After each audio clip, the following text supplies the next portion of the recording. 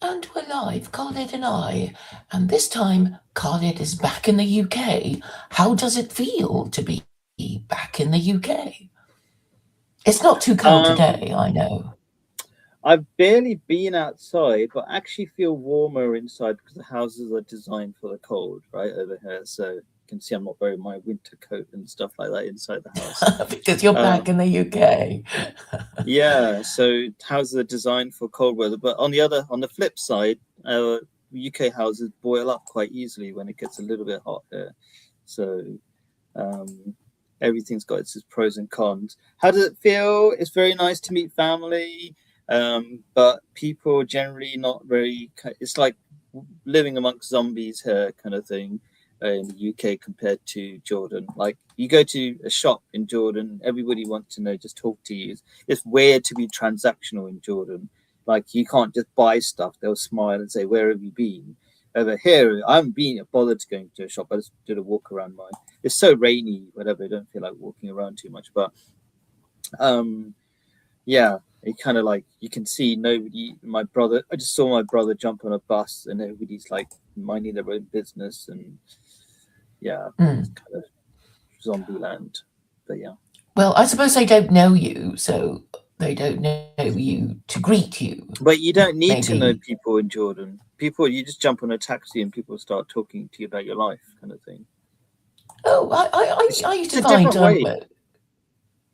So well, some people talk to, well, I mean, I talk to, oh yeah, fair enough. cab I haven't. drivers and stuff Yeah, when I no, did fair enough. take Like, cabs.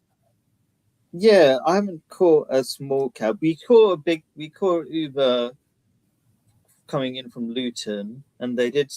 There was an Asian guy, and he asked, a few things. How are you doing? Where have you come back from? It's a nice question. Good airport question.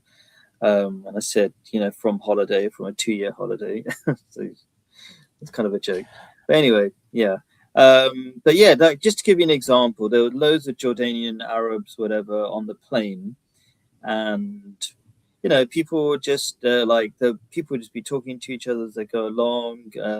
When you're landing and your ears start popping or something, and people often Hmm. eat chewing gum or something. So there's a Hmm. hijabi lady next to me. I wasn't really talking to her, but um, she was just handing out chewing gums to me and whoever next to her, sort of Hmm. thing. So it's like just casual. It's just like people don't see each other as different. It's probably me that's the kind of being overcautious and not particularly talking to her or anything. But she was, it's like hijabi ladies mind their own business, but at the same time they're seeing themselves as your sisters. So they're like, oh, here's some chewing gum, here's whatever. Hmm. Hmm. Yeah, Well, that's nice. Um, yeah. you haven't been to Speaker's Corner yet, have you? Because No, you arrived this week, yeah, I during the just week. arrived day before yesterday, I think. Yeah. Hmm. Hmm. Yes. Yes, I'm hoping to go there. I was thinking I can't quite. I'm trying to rearrange my lessons because normally I'm really busy on Sundays. Haven't completely fixed it, but I think the best time to go. I was thinking of getting there at 3, but now that sunset is about what 5 or something, and I don't have a flashlight to help improve visibility of my camera. I think I might go a bit earlier anyway because I've had one lesson cancelled already. Yeah, in the morning. So Right. maybe I'll get there 1ish. That would be good. Yeah, you want the light to be good if you're taking a video, if you're Yeah. making a So video. maybe it's better that I don't. I was thinking. I told you I was going to be there about 3, 4, but I might get there 1, 2, and then go back. Yeah, yeah. Uh, so, um, are you hoping to talk to any particular kind of person? Um, I'm trying to keep an open mind just to talk to anybody, but deep down, I kind of find it boring talking to a lot of Muslims. But I shouldn't be like that because it's kind of all the same stuff and zero thinking. I want to be open to talking to anybody, really. Anybody who's willing to have an interesting conversation. I'm getting too old or not particularly interested in aggressive conversations. I'm interested in people who want to have a intellectual, conversation, learn something, explore new ideas. Yeah, anything, Yeah, vegans, yeah. atheists, whatever. What about the anti-feminists? I don't know if you knew knew the stall. His name is Rod, and he's I don't think he goes there that often now, but he used to go there every Sunday and then every other Sunday. I don't even know if he goes there anymore. He Hmm. also says he's getting old and can't be Yeah, bothered anymore. Um, and I can't be he bothered because I care about society, but I just less and less caring about views and whatever. I want to affect and help more people, but unfortunately, the way to get views is to get to be controversial, and I'm trying to step away from just being controversial. Sometimes I think maybe a new fashion and this maybe the Mamdani way of doing things. You don't have to be controversial. You just have to be polite and nice, and people will listen. will Hopefully, give up it's all not. your principles and be good looking and rich. I Okay, mean, so Mamdani that's has a given way up to his do it, principles. right? No, but then you get watered down. Like a lot of Christianity is suffering from watering down your principles, and that makes you irrelevant. So no, I don't think so. I think people like Islam because you stick to your principles. Um, I think some people infer things about Mamdani just because he's nice to lots of people, but that's but Ahmadi Muslims are nice to lots of people, but we're nice to Jews in Israel. It doesn't mean we're Zionists or something. We say what we say, but we're also friendly to everybody. Yeah. I suppose um, my modus operandi is to go where I think the need is greatest, and I think Hmm. it's Christians, and more often than not, just doing it online is more efficient because at least Hmm. online you meet people whom are interested in certain things, and you can tell just from their streams what their position is on whatever and who their associates are, and then it's all recorded, and you don't have to go anywhere and bear That's the good. wind and the I think rain and the there's a danger cold. to that as well, isn't there? There's you're subject to YouTube's algorithm and stuff like that. Or I mean, you can search out people as well, but I think you're also subject to extremists and like that. So I think it's also important to go out in real life. So in London, when I used to live here, I used to put out dawa stalls, you might call them, like little tables which we're allowed to in England, and let whoever comes by, and you'd have different kinds of conversations over there. Some often older people who don't have access to the internet or something, or they just watch BBC and that's all they know. So and there's different styles of conversations, more maybe more normal people, less extreme people. So there's benefits of both because the internet is Hmm. great Or for people who are kind of not particular, yeah. tourists. Tourists. No, no. So I'll be so my local street, my Hmm. talk to locals. Do, Yeah. So do, do if you have a you kind of patter like, well, Yes, I do. I have like people often would be. I would take um, advantage of any negativity. They say, "Oh, we don't know Islam." Oh, yeah, I understand why you do. I'll just say back, I understand, but please tell me one thing you don't like about Islam because I might agree with you. Otherwise, that's my kind of approach. Like because, but it's not that it's I hate Islam or mhm. something. It's just that I don't like that thing that people say about Islam, and I want to correct it. But I try to draw people in or just smile, say, or I'll have one thing that was really popular. So I'm a Muslim, ask me anything, and people love that a lot. So I have a piece of cardboard, handwritten Mhm. sign. I'm a Muslim, ask me anything, and yeah, people love that. Yeah, and people joke as well. It's like, okay, who's going to win Chelsea versus Manchester or something? Do you know what I mean? I'll Mhm. just say Mhm. Chelsea definitely, something like that. Just to mess around with people, and then I say also let me ask me something about Islam or something, just to get conversations going. People like that smile a lot as well. That Mamdani does that a lot. People like him for that as well. So not the first time. Prophet Muhammad started that off. There's a saying of Prophet the companions or the early Muslims that they knew nobody who smiled as much as Prophet Muhammad upon him. So it's a good trick. It draws Mhm. people. Mhm. Yes, I wonder if you'll see Mary there. I don't Yeah, remember seeing her last time. yeah. Um, She and might be getting tired of all this terrible weather and doing it for so many years, so she's not so young anymore. yes, yes, and the Christians seem to be getting fewer and fewer.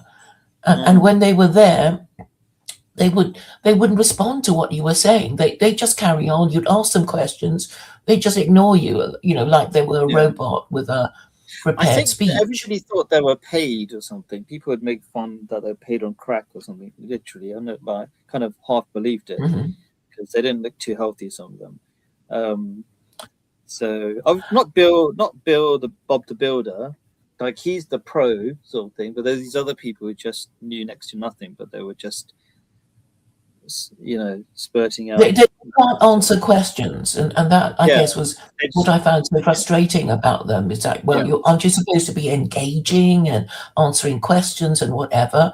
But the thing is, their technique is just to, talk at you until you lose a will yeah, to even engage with them, because they're going to, mm, quote huge chunks of the New Testament that is actually nothing to do with what you were discussing. So you yeah, walk away, and then they think I've won the argument because you walked away. You know. yeah. And get a nice video clip, and that's the aim, possibly a YouTube short. Like a 30-second clip. Something like that. Yeah, and I think um, the fact that so many Muslims are there is because they think they're winning, and the fact that they dominate is part of the logic of it. It's like, well, Jews and Christians, you're supposed to believe in God. You don't deny the Torah, and we Muslims, we don't deny the Torah either. But we Muslims, we have a better book than your New Testament and your Old Testament. Our book is better That than the let me Old tell you, it's Testament so because simple. it doesn't contain so many death penalties, and the New Testament is not really from God, and even the Christians don't claim it comes from God. So we win. It's like, yeah, that's it. That's It's it. too easy. It's too easy. It's like, okay, we don't have to believe in, like, we don't have to explain something like the Trinity, three equals one. There's one God, right? And then it's like, God talks to everybody. Obviously, why would he just talk to Jesus or some group? Do you know what I mean? And we even say things like, okay, if you didn't know about Islam, you still could go to heaven because you didn't know about Islam. Not God. Like, it's all just logical. But it's like, yeah, you should follow Islam if you hear about it because God's trying to help you, but God knows who heard about it and who heard the terrorism version, the BBC version. Do you know what I mean? So it's just so simple and straightforward. Well, they just need the green light from above, right? They need the BBC to say it's okay to be Muslim. It's okay to Oh believe in yeah, God. I mean, that's all they need, and this that's is what they it. need. Yeah, They understand what I'm saying. Deep down, it's like, yeah, well, we can't be saying the things you're saying because people will think we're weird. And mm, most people we know hate Muslims, and they don't know. They can't be seen to be repeating your ideas. And and then of course there's a lot of unacknowledged Islamophobia because the middle class, white people will sort of know, we can't say we hate you because you're not white. We can't say we hate you because you're Muslim, but we won't say it. mm, But yes, yes. I mean, yeah, I think a lot of it is how they think, and I've been talking to these Christians, and it's like I used to take it personally when they went all around the houses, but actually they have no idea how to conduct an interview, and they have no idea how to express an opinion because they yeah they cannot get to the point. That is really their problem. I mm. mean, even amongst themselves, it's like, forget me, I'm not even there. But they just talk a lot, and they dare not say what they mean, you know? Yeah. I think there are different groups. There are the occasional people who are interested in having decent conversations as well, and I think they learn quite a lot if they have somebody who talks to them in a non-aggressive way. I think sometimes like so much more progress could be made when people and we could be talking about different. Yeah, I think do you think there's two categories? There's the so-called, let's say, professional preachers who are probably paid whatever for professional means, right? And they just have the same rhetoric and just repeat it. I'm not talking about Bob the Builder. At least he can. You know who Bob the Builder is? Oh yeah. Yeah, he's the one person who can debate, right? Remotely, but not amazingly, right? But he has some knowledge. But then there's this kind of like the what do they call it? The people who paid just to repeat rhetoric, and they Like don't that really Hatun know. Tash. She is her own category. She's not knowledgeable, is she?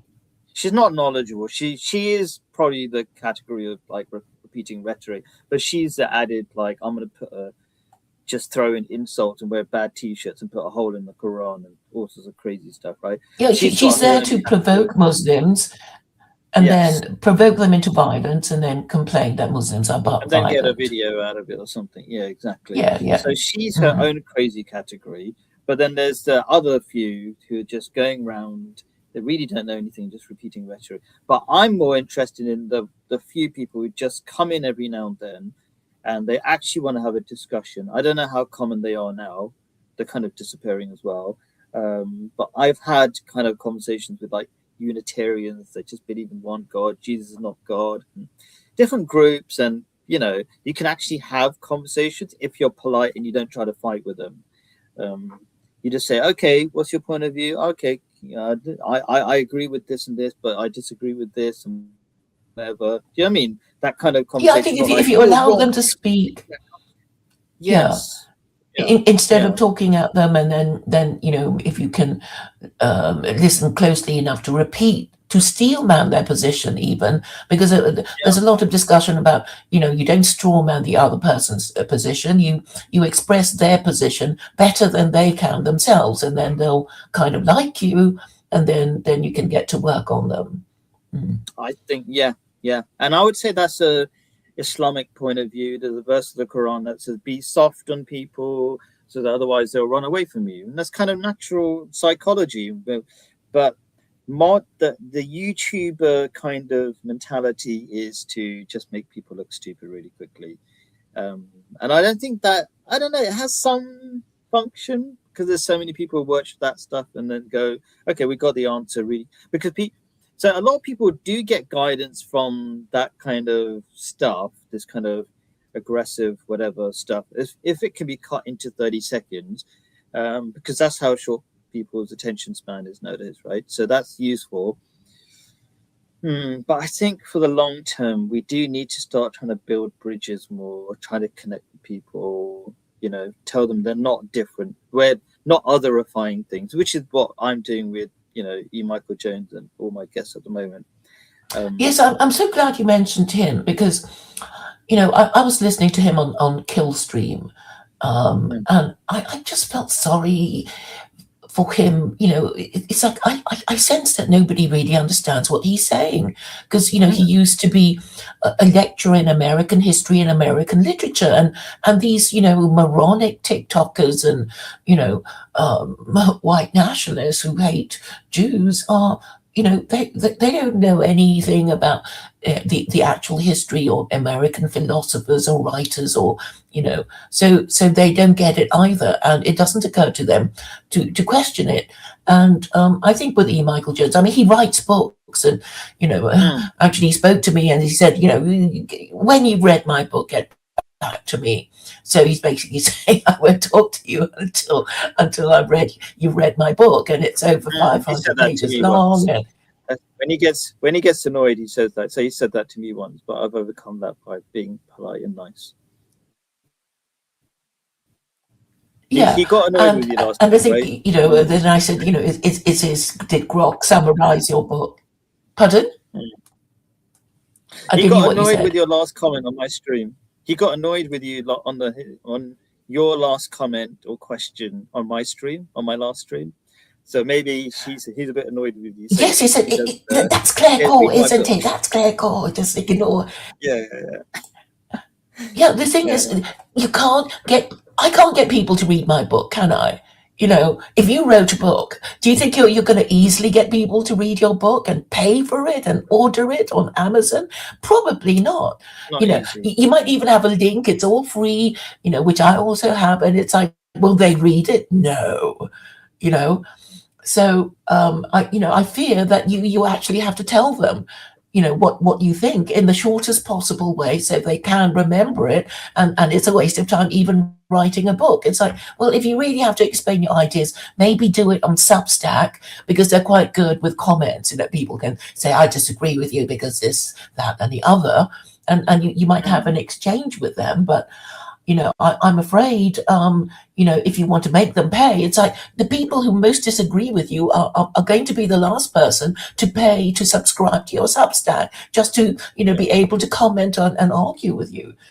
So, I think everybody has got it wrong, really. And I think, YouTube is still the best way to, engage freely with people. And, so I think I've made myself understood, and people are just pretending not to understand, which is, infuriating. It's like, why are you pretending to be a waiter who hasn't seen this, diner waving frantically at you just to get some service, because, okay, you're too busy, or you already know you've lost the argument and you don't want to engage.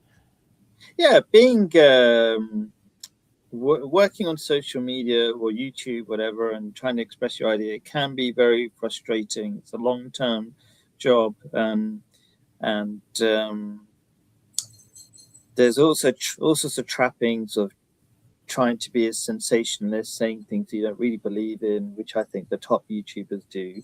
So there's a lot of difficulties involved in it, and it's understandable to be frustrated. I get frustrated that even most of my family don't even care about it. So it's like strangers are more interested in that. But to be fair, it's kind of like most people are just normal, just get on with their lives and not interested in changing the world. So they're not interested. Yes, you were saying of family, and then I was thinking of, my YouTube community, and I notice that with a lot of people who are fellow YouTubers, it's sort of like, well, I'm talking to you, I've met you socially. I'm not going to be subscribing to your, okay, or I will subscribe, but I won't be, actually viewing it and, actually listening to what you say, because I already think I know what you're going to say. So you're boring. And, I find I do that to other people too. It's like, yeah, I know your shtick. I'm not going to listen to the same old boring crap again and again and again, unless you have an interesting guest or a really interesting title. But I thought I'd run this idea by you, in that you have to first decide who this person is and what's on their mind, and then you can use the right format for dealing with them. Are they Christian? Are they atheist? Are they Jewish? And are they male? Are they female? Young and old? And education level. So you can kind of work them out and calibrate your exchange with them in a way that allows them to explain it. So you won't be talking to somebody middle class the way you talk to somebody who doesn't know many words and who hates you. And I think you actually do have to read people quite a lot, and my recommendation is really just leave them with questions, because if you lecture them, they'll walk away, right? It's like, I don't like you, I'm not going to listen to anything they won't even you say. know what you're saying, because if you're talking for more than 30 seconds, you don't know if they're really listening to you. So you have to keep asking questions. Say something and ask a question. Say something, keep engaging them. Yeah, and the thing is that there's nothing more disjointed than, you already have a list of questions, and you ask them, and you're obviously not responding to his answer, and so the listener doesn't, there is no logical development to the conversation. It's like, you ask him one question, there's an answer, and you ask him another question on a different subject, and there's a different answer.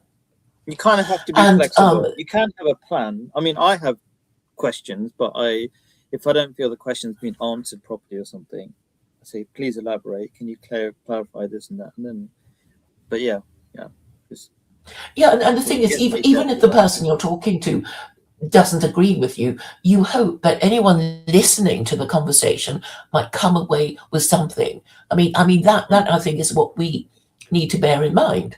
It's like, can this other person, this hypothetical person that we can't see at the moment because we're nobody's commenting.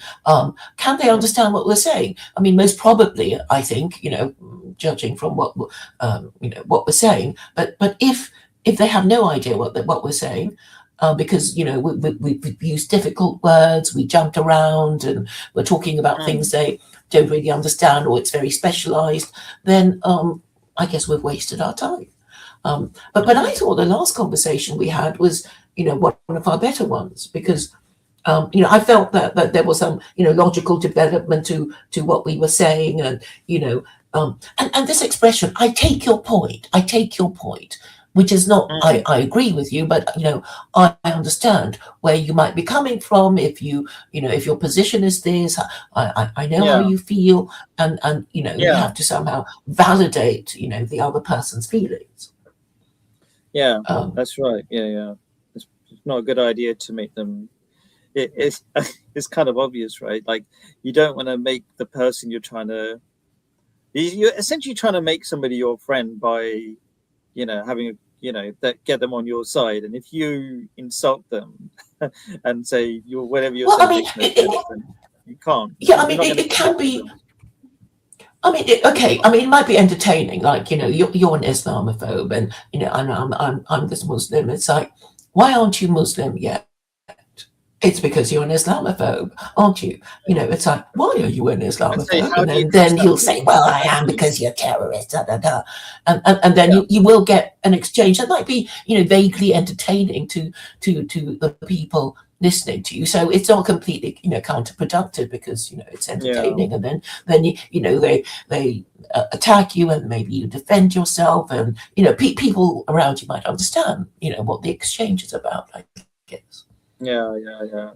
So But yeah, I've been going through that journey of what kind of content do I want to produce, because even at Speaker's Corner, because I got used to people not really listening, I'll be using them to produce content just to prove my point, because I expect them not to listen. So I'll be like, you can get a feel of certain people, um, and so you make it really short and snappy. You say, okay, what's your point of view, really quickly. And then here's a response. And they'll have no response, and I'll cut the video, and then people, benefit from the fact that this person, you know, is not even trying to listen, but everybody understands the point made in like a few minutes. So, but I'm kind of moving away from that. I'm not sure if I really want to do that anymore. I want to try to softly approach. But yeah, I'm more and more resigned to the will of God, sort of things like God will sort it out. I'm not going to try to make these things snappy. hmm. I've even been Well, I mean, the renaming my Jehovah's titles. Witnesses are, What yeah. was that? I mean, Sorry. Jehovah's Witnesses, I think, are quite Oh, good in that, they invite you to complain about the government to them. And it's like everybody has a complaint about the government. So, once you start complaining, you can't stop. And then you invite I've them in never to seen this listen to you trick of complain theirs. about the government. And then they sell you up Bible study classes. I've never seen Well, that I trick. mean, It's not a bad trick. they're obviously trained to start a conversation. See, the Jehovah Yeah, yeah. Witness that I So used to have at my you might want station to were try it like, on Sunday. oh, okay, Speaker's Corner. Yeah, there's different kinds of Jehovah Witnesses. There's the kind of that are at the train stations, and they're often foreigners and they don't speak the language or something, often Polish or something. So, um, yeah, I haven't that's seen my them one I around went for a to. long time, but mm, Yeah, it's I mean, they, difficult they always being sell Christian Watchtower, and which is speaking. kind of Yeah, mm. exactly. They don't know, they don't speak Yeah. the From language. what? They just hand out Watchtower. Yeah, but which is a kind of colourful, I guess. For a mother with a child. I mean, the child might say, "Oh, can we have the magazine? It's got such pretty drawings and colourful too, and I want Yeah, I've to." never heard that You one. I know. mean, you kind of it's not that Uh, colorful on the outside, so yeah, yeah, yeah. Right. I mean, I always thought, when I did notice that Watchtower is kind of quite skillfully produced. That would, in a way that would attract children. Like, Mummy, can we have the magazine, please? Because I like the pictures. But Okay.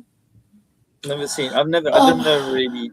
Yeah. I don't think they're really trying to do that quite. I mean, I do get that. I remember vaguely that they have nice little drawings inside and simple little stories, and so that's only if you get to open it. But I think for yeah, kids, they need something. They need a big bear, smiling bear, and a love heart and whatever, and huge lots of pink and or I don't know different colors to catch the kids. So they'll have to rebrand if they want to do that. yeah. I mean, I'm trying to get E. Michael Jones to speak to me again without reading his book, which is, I don't know, $38 or something, and Mm. over 500 pages long. And I know I've got all these books that I haven't read, and um, and I think, I mean, for you too, if you kind of show you have some understanding of what he's trying to say, he Well, might, he thinks I be understand. more. Every after my streams, it's like, oh, that was such a good stream.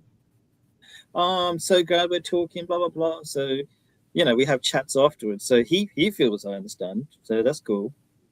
As much as he Mhm. wants me to understand, I don't know. So I'm Well, I okay. suppose he's talking to you because you're Muslim. You're obviously Muslim, so he wants Yeah. to do his, Muslim Catholic alliance thing, Hmm. and but I don't see how anything is going to happen in America without Sharia. I mean, Nathaniel doesn't understand either. It's like, well, you want to ban usury, you want to do this, you want to do that. You need to change the law to, ban Hmm. this thing. So, and they don't seem to get I try that. not to make it too black and white. That you said they don't understand, right? Um, I think we just have to allow for a whole area of grey in between. What I mean by that is they won't agree on everything you say, but they will agree on a whole bunch of things. Like, what's it? E. Michael Jones. He's calling God Allah. He's like peace be upon you. He enters streams like that with me and stuff like that, right? Whole bunch of things, like a million things, and all we need to do is kind of like reduce the gaps. Yeah. So okay, his God is another God. His idea of Allah has got three parts in it, but we're leaving that alone. We're slowly, but not actually, we're not even leaving that alone. I'm trying not to run away from things either. So somebody at the end in on the same stream that you joined said something like to E. Michael Jones that also wound him up. He said, you are what was he saying, like I can't remember the exact phrase, but basically I'm he is accusing me, Khalid Safir, of taking advantage of E. Michael Jones um, by trying to find common cause when um, but really I'm taking advantage of it. And I said, yeah, that's a perspective, and it's a fair perspective in some ways, right? But E. Michael Jones was upset by that because he said, E. Michael Jones said, I'm telling the truth how I want it, I'm saying whatever I want to, and it's all true. So how is it taking advantage of me? But the point is that you just start connecting more and more and more until there's there's no difference. And let people yeah. Um yeah, all I'm trying to say is don't say people don't understand when they're agreeing with you a little bit. Just let them agree more and more and more until they completely agree with you. But it takes time. Yes, but I'm saying, if you want to change people's behavior, you have to change the law. I mean, there's no getting around that. Every political Is activist there? Are you sure? understands. I mean, I agree. Listen, I agree that the law, having a Yeah, legal system that supports your belief system, makes it much better, right? Okay, but are Muslims not gaining ground, even though there's not Sharia law installed? Yes, they are. They're growing everywhere. So there's different aspects to growing. But I yeah, also agree because you're you're that you're it you're, helps. you're yes, you're growing in number, and this makes them, the non-Muslim parts of the world very nervous.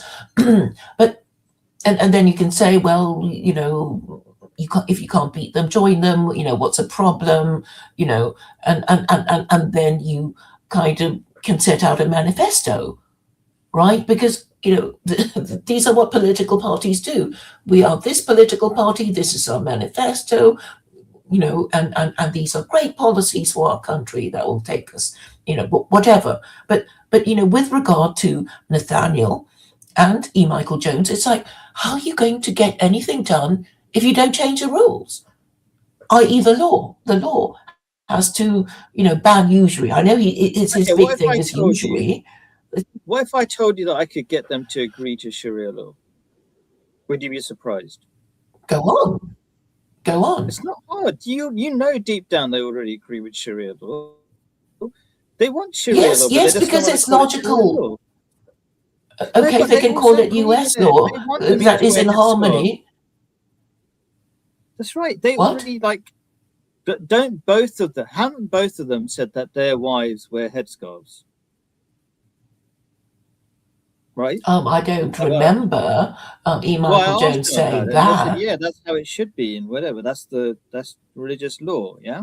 Um, the point is that I try to see as let's call it the half glass full. Oh my god, I don't know anything anymore. Can't really say any phrase properly, but you know what I'm saying, right? Okay, I like to see the glass half full, right? Which is like, you know what? Instead of saying, "Oh, they don't get it at all," whatever. Actually, I see how they do get it and how much they do agree, and it's just slight difference in words. Yeah. So before, a lot of Christians would hate to say the word Allah for God, but E. Michael Jones is already there. I bet I could get Nathaniel to say that, because guess what? Jesus used to say it, right? So it's not hard to convince Christian. Given a bit of time. And so we just keep building on that and building the love and connection. And then one day you say, you know what? We agree on everything, just the label is different. You don't want to call it, maybe you don't want to call it Sharia law, Nathaniel, but did you know all the stuff you want is Sharia law, basically? Yeah? And I think E. Michael Jones is even closer to it. He's already calling God Allah, so why didn't he call Christian ideology Sharia law? Except for you're not going to, let's say, He's you're not still going to force calling people. Muslims dumb. He's still calling Muslims dumb for not understanding the Trinity. That's what he's doing. Yeah, but see, you're looking at sort of a 1% sort of perspective. Like, this is the one thing he doesn't get or agree with you. Fair enough, okay? But even then, we could kind of get, okay, if I wanted him to stop calling Muslims dumb for not understanding the Trinity, right? That's really easy, because last time we mentioned the Trinity or something briefly, he said that you need God to kind of give you he didn't call it the Holy Spirit this time, but to give you the belief to be able to understand the Trinity, because it's beyond logic. Do you know? I don't know if you heard him try to explain these kind of there's certain parts of belief that you can't understand logically. His whole, what's it called? He is that thing, his other phrase for logic, and his books are named after it. Logos. Yeah, he goes, the Logos goes this, and explains everything, and God is Logos and everything, except for the Trinity. That's just beyond Logos, right? So, like, if you were to say to him, yeah, sure, I'm going to apply my logic. Am I stupid for applying logic? No, I'm not. He'll tell me I'm not stupid for being logical. But my logic doesn't reach to Trinity because you can't explain 3 = 1. Am I stupid for not understanding 3 = 1? You say no. Then are Muslims stupid for not understanding Trinity? You probably say no eventually, but you just have to be polite about it. Well, I think a lot of them don't think it matters. It's like, yeah, the Trinity, whatever. It's like, yeah, but it's supposed to matter, because if you think of God in the wrong way, then you're not doing it properly, right? Yeah. I mean, this is, ultimately the whole point about the Abrahamic religions. You shall, worship no other gods, and it's blasphemy to say, such and such a person is God when they're not. Yeah. And such a person is the mother of God when they're not. Yeah. And this is basically the Catholic position. Catholics in the olden days would call Mary Mother of God. I mean, they even have this catechism, you know, Mary, Mary, Holy Mother of God. So, Mm, this might trigger a few Jews, it might even trigger a few Muslims, but and I think it is meant to, trigger people who, care about about correct belief, which is all about, organized religion, because the Abrahamic religions are organized religions in the sense that, this is how we're supposed to believe in God, this is how we're supposed to behave, and if you have any problem, you're going to get into trouble, and we're going to excommunicate you, or charge you with heresy, and maybe even execute you. I mean, this is basically why certain people hate the Abrahamic religions and prefer the Eastern religions of Hinduism and mm, Buddhism, which is basically, I'll go to temple when I feel scared, or worried about my health or my marriage or whatever. It's mm, like I'll go when I feel like it, kind of thing, and make a sacrifice, as and when I feel the need to. Well, mm, organized religion, you've got to pray 5 times a day, you've got to mm. observe the Sabbath, you've got to, blah, blah, blah. And this is basically the difference. And that is why the empires who follow these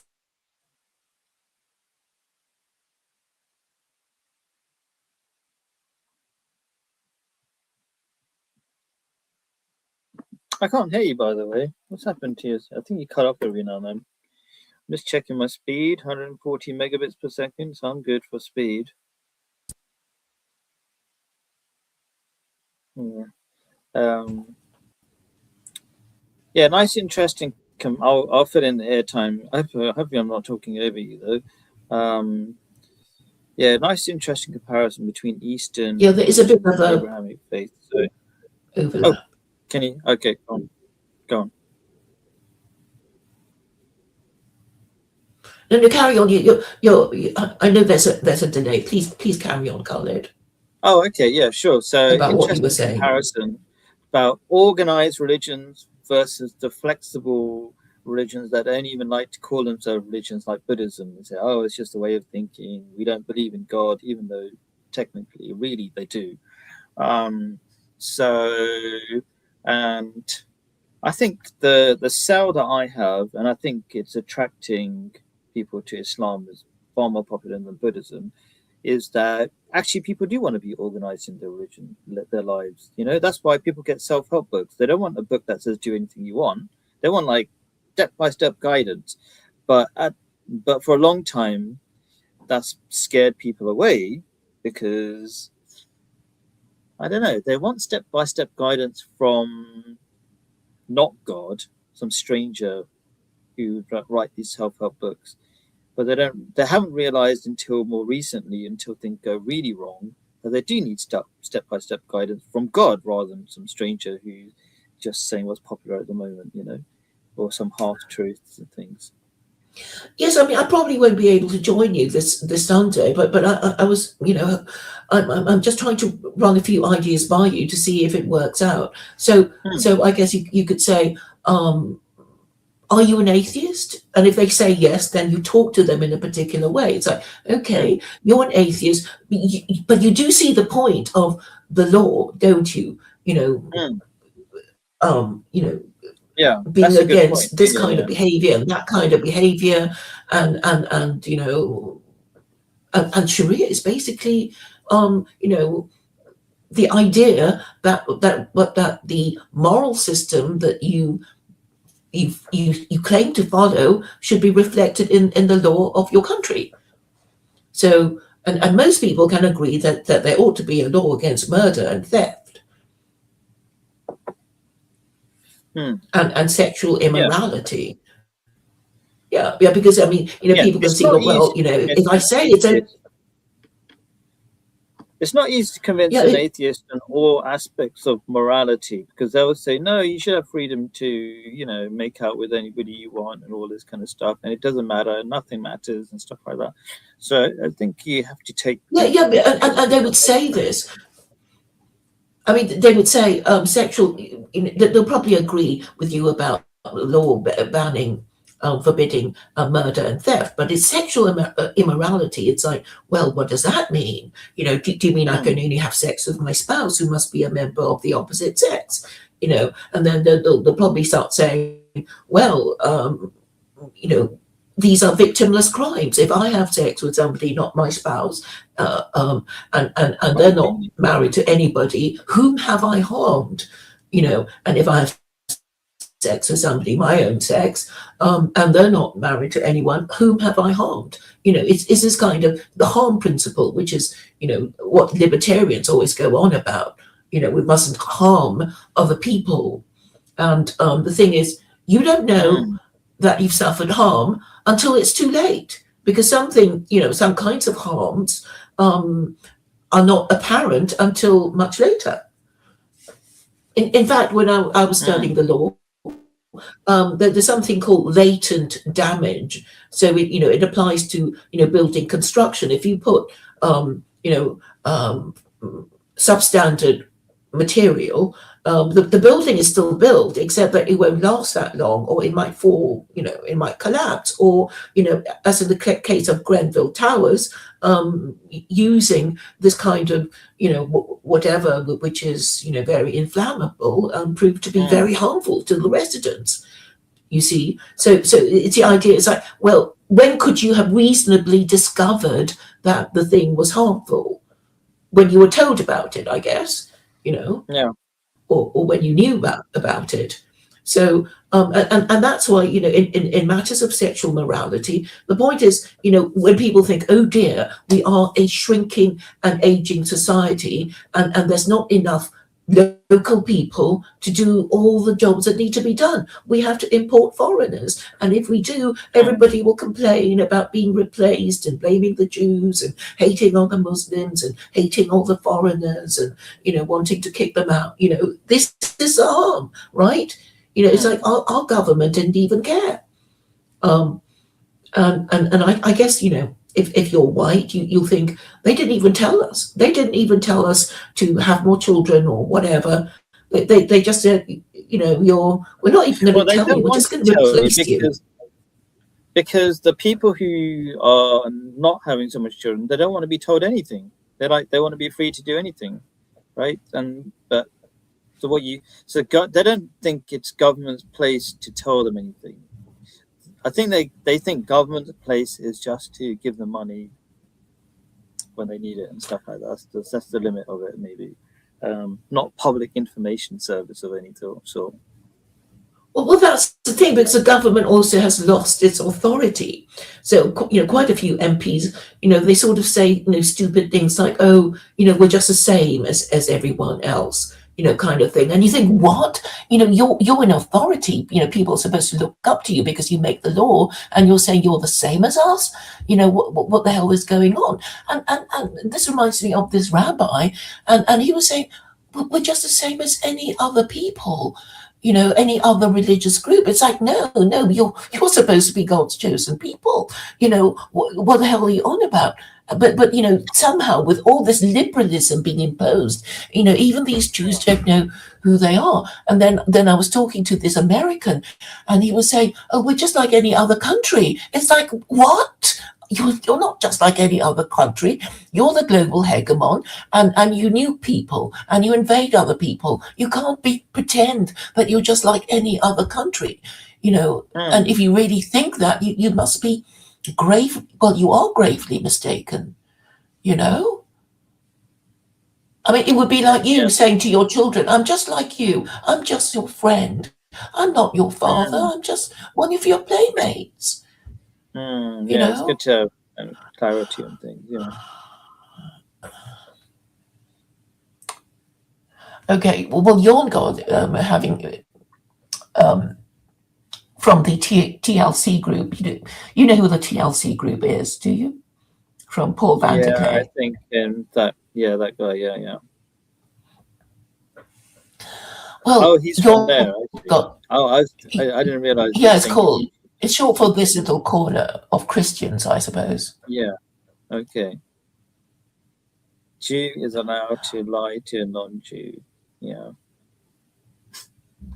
Well, Interesting. the thing is, Jews are allowed to lie to other Jews, right? Because they have this idea of um, lashon hara, which is evil speech. So you're not even allowed to tell the truth about someone if you think it could lead to bad evil consequences. So it's like you have to be some kind of diplomat, right, to know when it's okay to lie and when it's okay to stay silent and when it's okay to be economical with the truth. And it's really complicated. Most lawyers and politicians probably would fail the test. And actually, there's nothing that says we can't lie to people if we think it would be a good thing. That's why um, in English, there's this idea of the white lie. Like, does my bum look big in this, husband, darling? And the husband knows that, to lie and says, of course not. You're my lovely wife, because if you said yes, it is. You do look a bit overweight in this dress. You would ruin the evening, and maybe it's not worth it. So maybe you tactfully say, oh, but you look so much better in this other dress. Why don't you try that on? So is that lying or not lying? Who knows? But the point is, if you don't really trust somebody, then read their scripture and find out, what they're technically, allowed or not allowed to say or do. Interesting. Yeah. Like Jews are allowed to, charge interest or usury to non-Jews, but they are not allowed Yes. to their own Jews. So they've got those kind of laws. Yes, exactly. So the intelligent Gentile would be able to deduce that usury is not good for Jews, because what would happen is it's divisive. You charge interest. There will be huge social and income inequality, and then the poor will hate the rich, and the rich will despise the poor, and then they'll be fighting and saying terrible things about each other, which is kind of what's happening now, right, in the West. Yeah.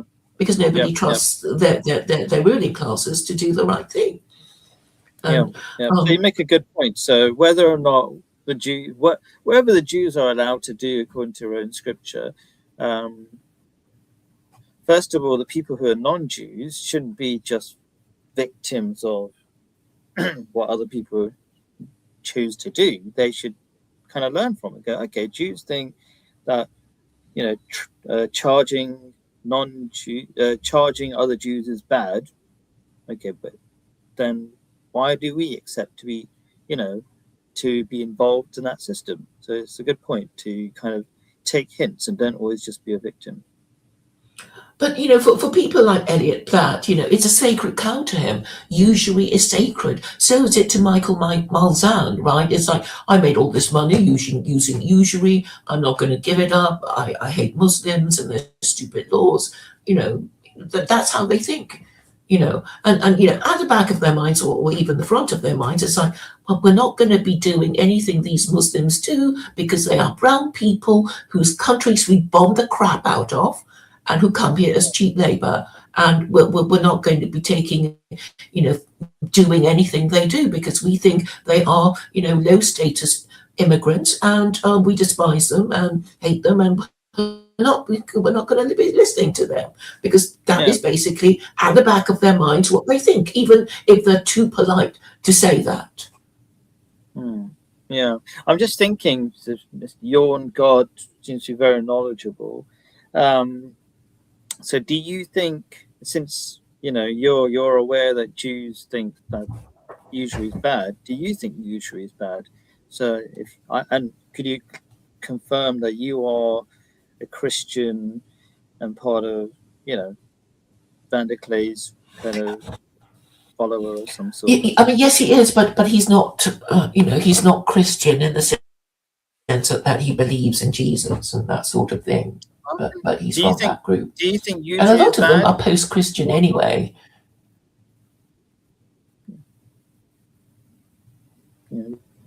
Interesting, because I'm like we're talking about this kind of this idea that if people knew that Jews thought usury is bad, then they should at least look into it. Why do they think it's bad, and why are we involved in it, and all this kind of stuff. So if you got people like you on God who are knowledgeable and they already know this stuff, then do they come to the same conclusion, or do they not? Do they just carry on, even though they think that the Jews think it's bad and they think the Jews are inflicting on everybody else? So I'm just thinking, do people come to that natural conclusion or not? Who knows what they think? I mean, I speak to people who contradict themselves the whole time. I know people who say they're agnostic, and then they talk as if they believe in God, and then the next time you see them, the atheists again. So I don't know, their mind, and they don't know their own minds. Maybe they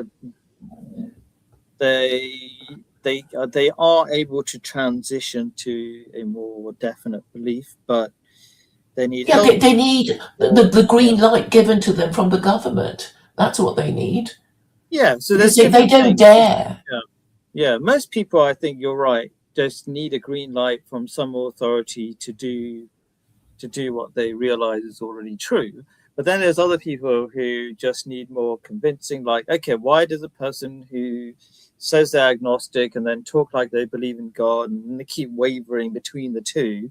Why do they have that? Maybe because they need a stronger reason to stick to a particular belief. Like maybe they want the government to say it's okay for them. They are basically cattle. Yeah. They are literally cattle, but they want to think of themselves as capable of independent thought.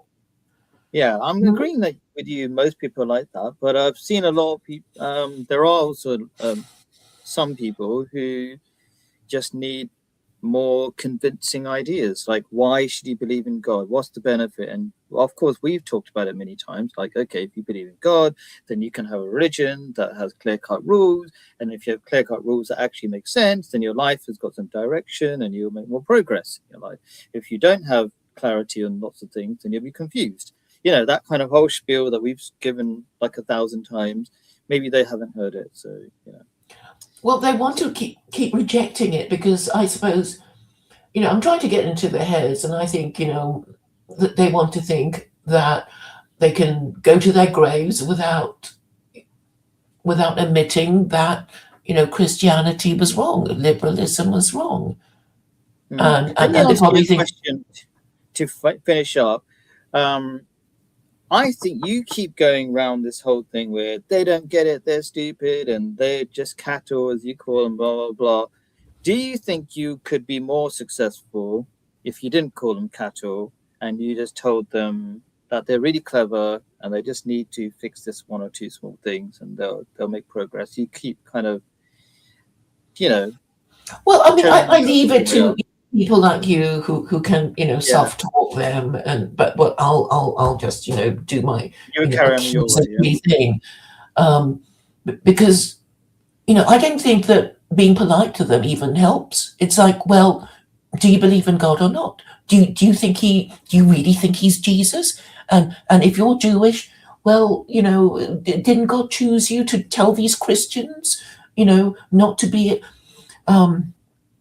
worshipping an executed blasphemer? And then as for Muslims, it's like, well, when did you last obey chapter 18, verse 4 of the Quran that commands you to admonish those who claim? Is there any record of you guys doing this? I don't think so.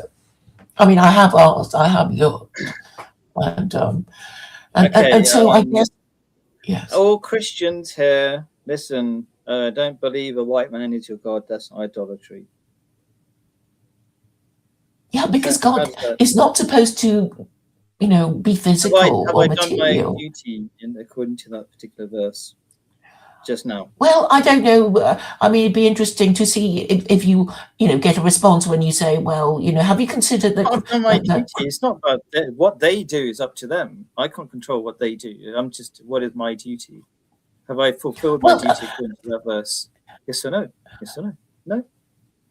Well, it is really just to make them see the light. So I've been talking to this Christian, and so I'll be saying, well, yes, blame everything on the government, but then you have to consider also that there is a saying that people get the government they deserve, and then but then who can you blame other than the government? If you believe in God, then you have to blame God, right?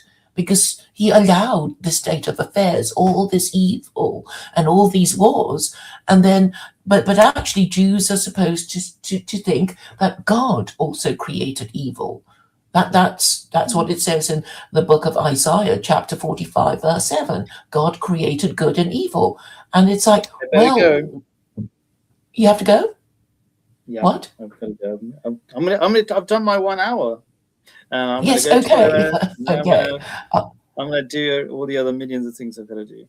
I know. Well, enjoy your stay in the UK. And will you be still in the UK next week? Yep, I'm gonna be here for 2.5 weeks altogether or something. Mm-hmm. Yeah. Yes. Okay. Well, All right. thanks for coming. Thank you. All right. Yeah, thank you for having me on your stream. I always come across a different group of people, so nice talking to you on God. Yes, yes. Yes. Yoav is an Israeli, a secular Jew. Oh, Yoav, that's how you say it. Okay, cool. All right. Yes. Alrighty. Maybe you guys want to join. Alrighty. Just send me the link. All right. Bye. Yep. Thanks for having me. Bye. Bye. Bye.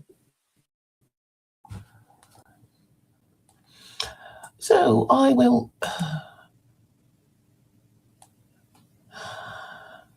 Yes, I don't know if you listened to my video about censorship information. So the three levels of censorship, there is none, or some, or high, and I have set my channel to none. So anyway, I think your God understands that Jews are not supposed to practice usury on each other.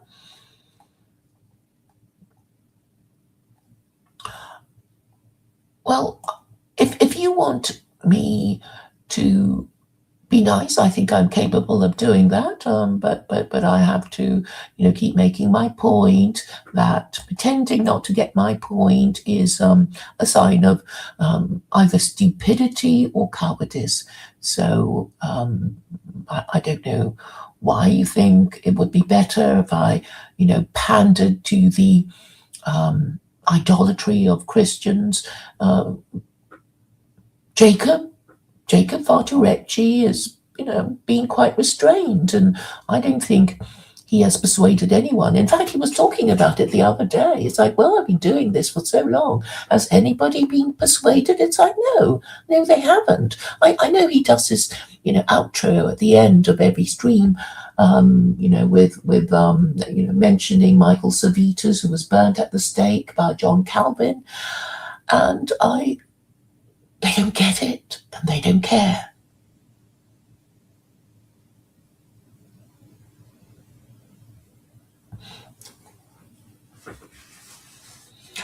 Well, I really don't know what you want from me. There are all these sort of gentle Christians and gentle Muslims, and have they got any further than me? I don't think so. So we can, all of us,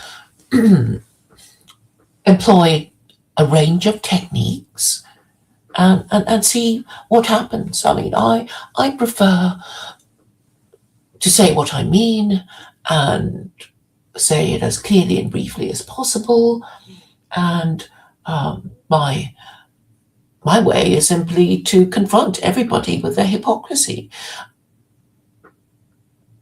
and ask them questions that they probably prefer not to answer honestly, because if they did answer my questions honestly, they would, already be where I want them to be. But I think many of these matters have, what am I trying to say?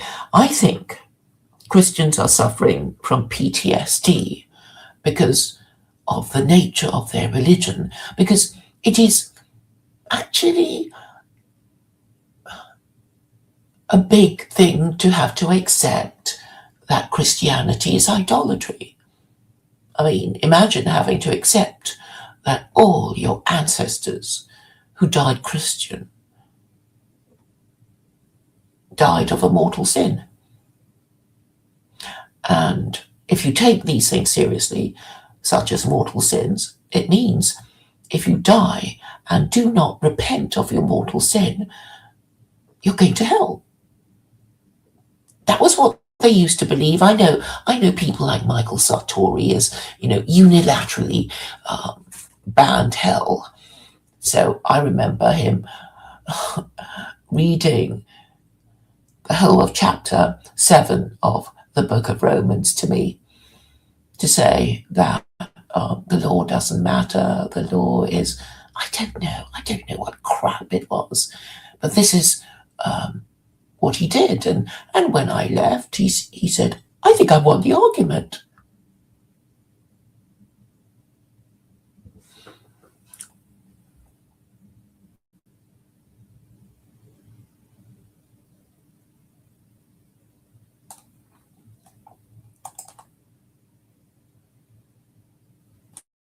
Well, they stopped burning people, the Christians stopped the practice of heretic burning. And in 1697, no, sorry, 1612, the last heretic was burned in 1612, and his name was Edward Whiteman, who was an Anabaptist. And in 1697, a medical student in the University of Edinburgh was hanged for denying the Trinity. This is how they treat each other, you see. So maybe we shouldn't take it too personally, because at the end of the day, we know that Christians killed more Christians than they killed non-Christians. When you think of the European wars of religion, World War I, World War II, the American Civil War, the European wars of unification, the Napoleonic Wars.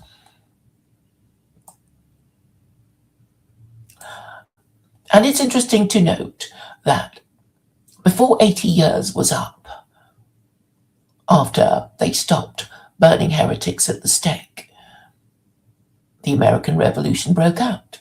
It's sort of like, in order to make everyone properly believe in Christianity, this is what you have to do. You have to burn heretics at the stake to keep everyone not denying the Trinity. And this is just, Gentiles, European Gentiles.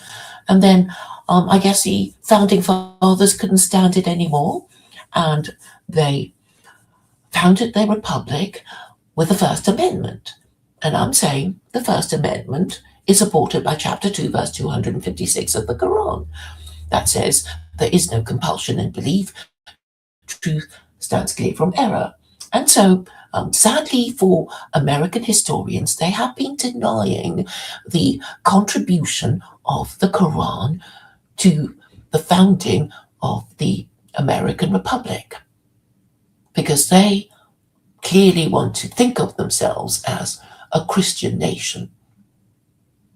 But actually, they've been salami slicing their Christianity away since the time they arrived on the Mayflower.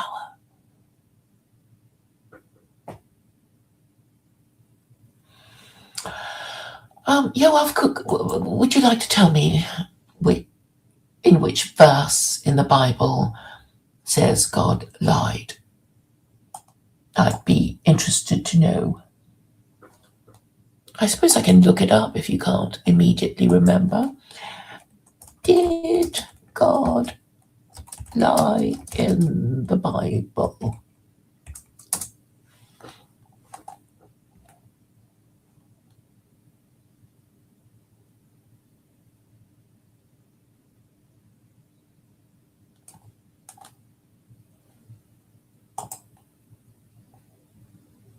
Okay, we can ignore everything in the New Testament because we know that none of it is from God. So what we have left here is Numbers 23:19, which says, God is not a man that he should lie, nor a son of man that he should change his mind. Oh, that's very, very useful.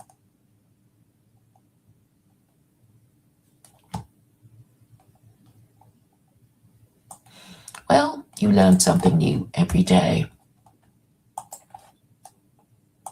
The thing is, lying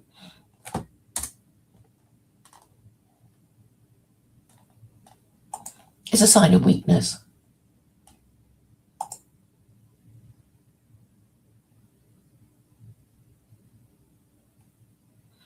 Well, I might join the Bible study club. You mean on Jacob's channel? So last chapter of Kings, this is mentioned.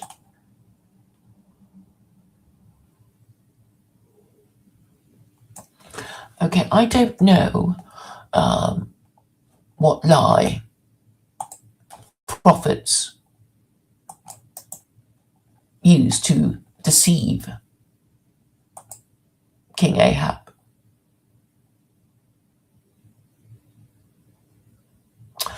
I'll just look up my hard copy Bible, 1 Kings 22:19.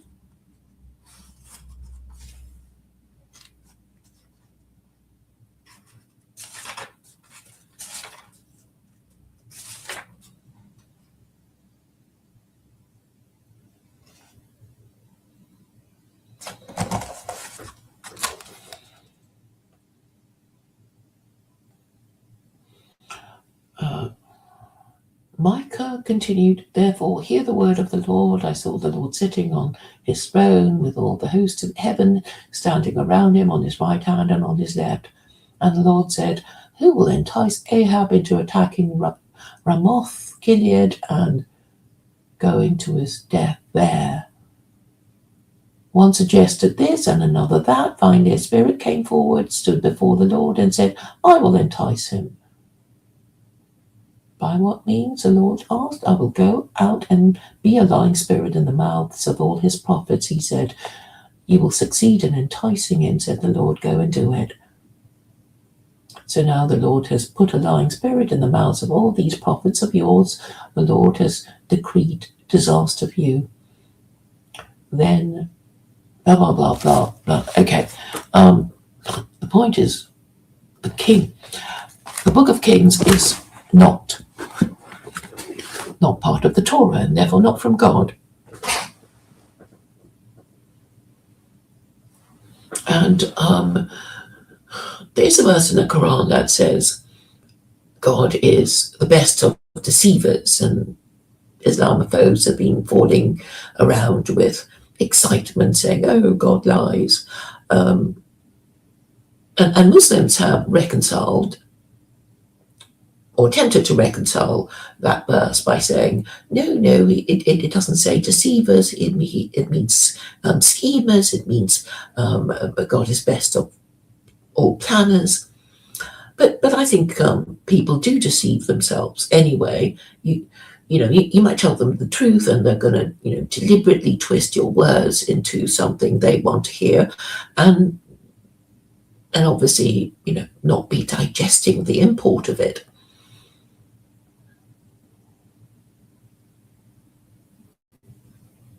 But I think the most important thing is to accept that I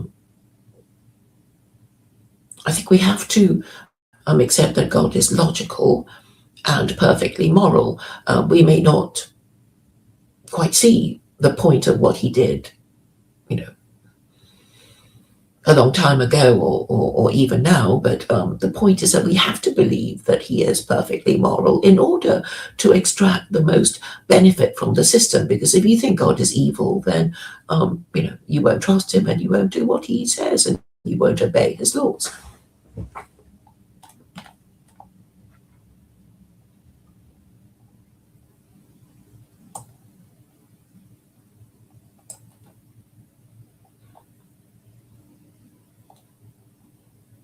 I'm reminded of the Oracle of Delphi. So there's this famous story of this king who consulted the oracle, and the oracle said a great empire will be destroyed, and the king thought, yay, it means the great empire of my enemy will be destroyed. But it turned out that this great empire was his.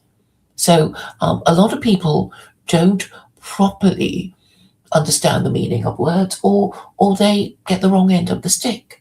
And that's why I think it's so important to, understand words that we think we already understand, such as idolatry. And that is why I focus on it, simply because I know most people can't can't understand anything more complicated. And really, idolatry is something that even children can understand.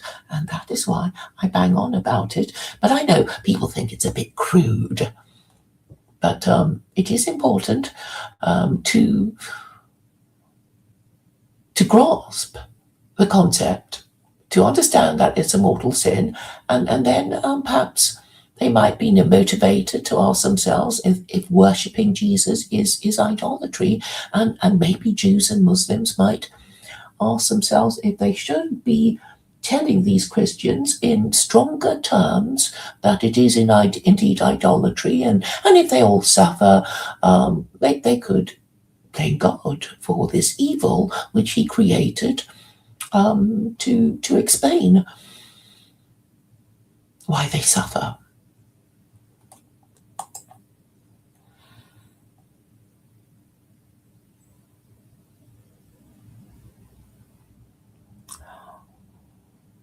Well, thank you, Ben Bieberg, for saying I'm partially right. The average US citizen doesn't know the significance of Islam in their own founding.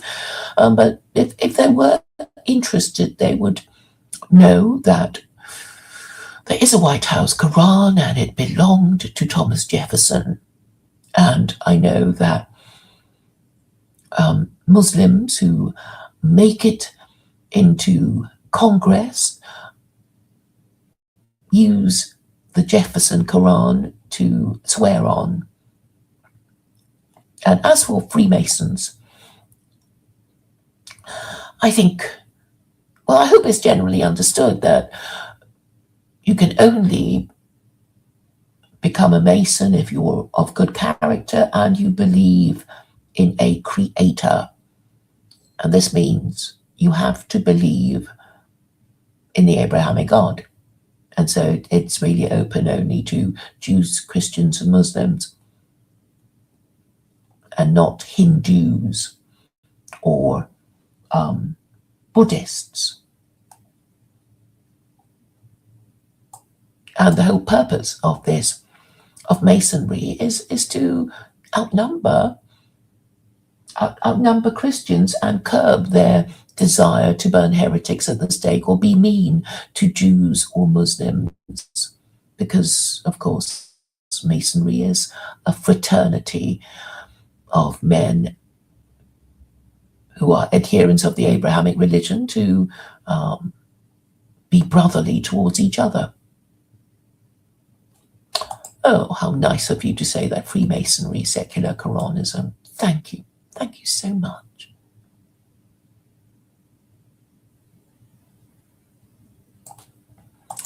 Yes, thank you, Yon God, for developing this idea. You have to have a stronger idea to dwarf the weaker ideas. People are not going to change their minds if you don't give them something more, well, if you don't give them a bigger idea to believe in that is more plausible than the current idea. In fact, it's actually quite easy to prove the illogicality of Christianity and liberalism. And on the subject of liberalism, it is actually quite easy to understand that liberalism was a reaction to absolute monarchy, and therefore liberals regard themselves as freeing themselves from the totalitarianism of absolute monarchy supported by the church, who would otherwise burn them as heretics for denying the divinity of Jesus.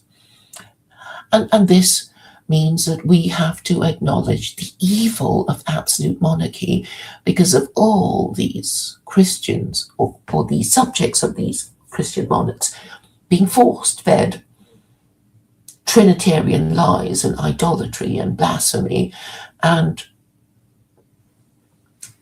well, consigning all these Christians, these innocent Christians, I suppose. I mean, you know, it's understandable that why you might want to pretend to believe that Jesus is God to avoid being burnt at the stake as a heretic. And this is, you know, basically the burnt and bloody history of Christianity, which most Westerners have not been taught at school. And that is why they find it so difficult to take it from me. Obviously, they don't regard me as a higher authority. I can only point out what is undeniable, and they can easily pretend not to hear.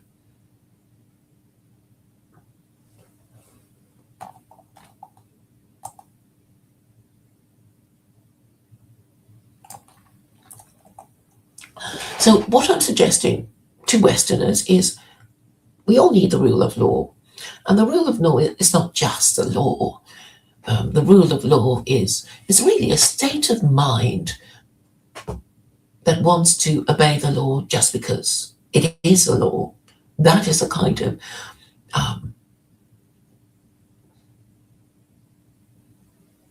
desire to obey the law that is the ideal, right? And you would only want to obey the law because it is a law, because you trust its source, and therefore you must trust in God if you live in a theocracy. And okay, I don't find the word theocracy that frightening because I already know that the First Amendment is supported by the Quran. And the logic of the Abrahamic God is that he allows free will. Because there's actually a mention in the Quran about Satan refusing to bow to Adam because he didn't see why he should. But Satan is a kind of exception because he's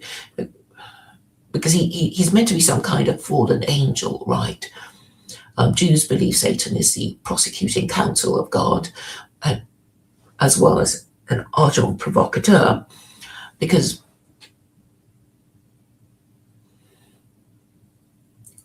his role is to tempt humanity into sin after having been informed of God's laws. So the angels are meant to be lower status versions of the Holy Spirit. Because the Holy Spirit is basically the hand of God. And the purpose of the Holy Spirit is to make it logical for God to be able to enter his own universe, because we are really supposed to believe that God is not part of his creation, in a sense that, if we invent something, we are not, actually a part of it. We may have, invented some, machine or whatever, but we are not that machine. And in Kabbalah, they talk about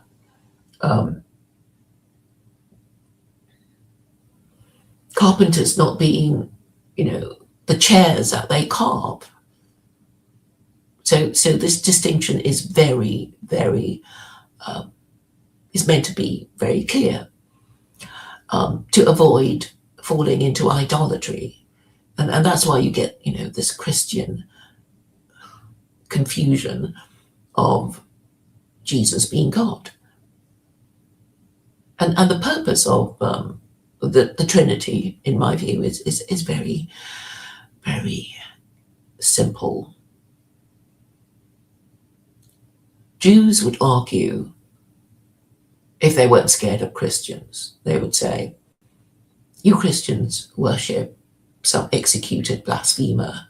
We, Jews, worship the creator of the universe. And the Muslims would be agreeing with Jews that they also worship the creator of the universe, while Christians worship some executed blasphemer that they claim is God. But of course, Muslims enjoy superior scripture. It is superior because the Quran contains all these laws, including the verse that supports the First Amendment. And they're all the verses in the Quran are supposed to be from God. And Christians already know that they didn't even get their story right in the first place, because the New Testament is not from God. It's from some guys calling themselves Matthew, Mark, Luke, John, Paul, whatever. So by all accounts, Christians have already lost the argument. They only want to continue being Christian to show their hatred of Jews and Muslims and facts and logic. And so their opinions can easily be disregarded. If only Jews and Muslims were bold enough to tell them where to go. But they're not, which suggests that Jews and Muslims are hypocrites, and the Quran helpfully says that hypocrites are hellbound.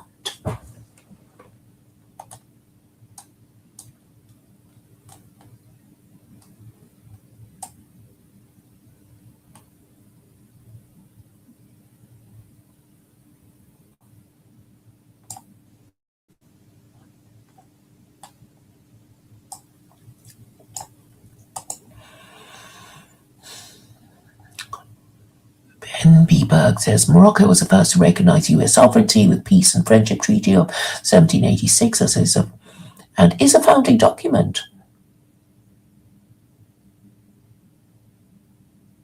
In the United States, treaties are considered law. I didn't know that. Yes, Qatar and the Saudis never united since then, because they are puppet kings installed by the Western imperialists under the Sykes-Picot Agreement, right? Okay, I can't pronounce. Freemasonry is based on Rosicrucian. Okay, a new word to me. I'll have to look it up.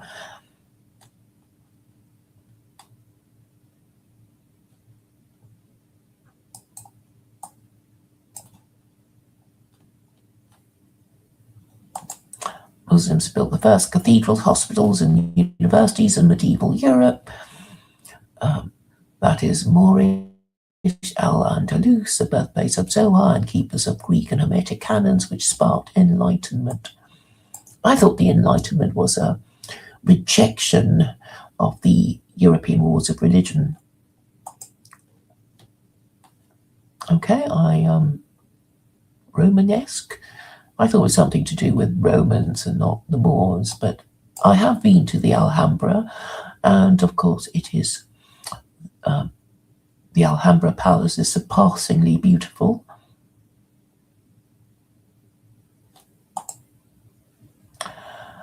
Yes.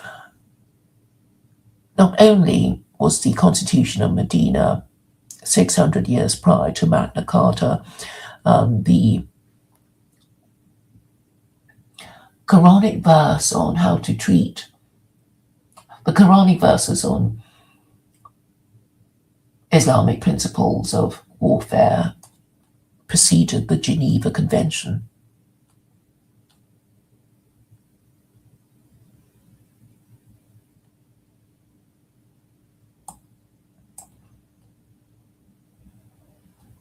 So Mecca didn't exist in the time of Muhammad? Oh, okay. That's kind of alternative history, right?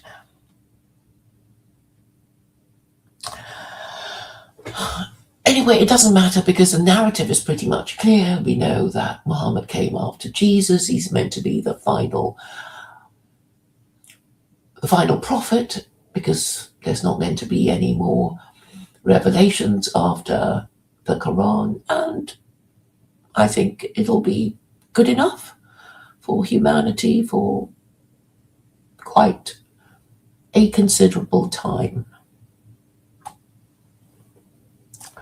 So I've been talking for 90 minutes. Thank you all for coming, and I might see you later. Some of you in this Bible study class at 6 p.m. Is it my time? Oh, yes, it is GMT. Thank you for letting me know.